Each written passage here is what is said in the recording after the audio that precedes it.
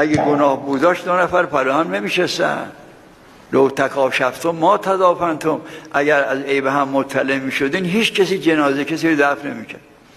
حالا شانسمون گفته که گناه بو نداره، ولی اولیا میفهمن. این بگم اولیای خدا مثل امیر خیاط، شما پیش میرفتی میفهمید بو میدی، در گوشت میگو بو میدی.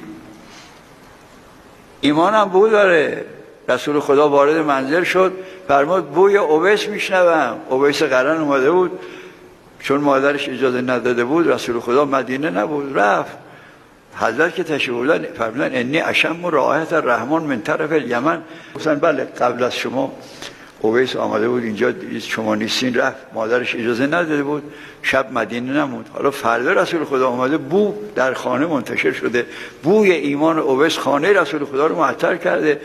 با بعضی آدم معانقه میکنه، خوشبوان، آدم میگه آقا چی عطر زدی؟ میگه نه.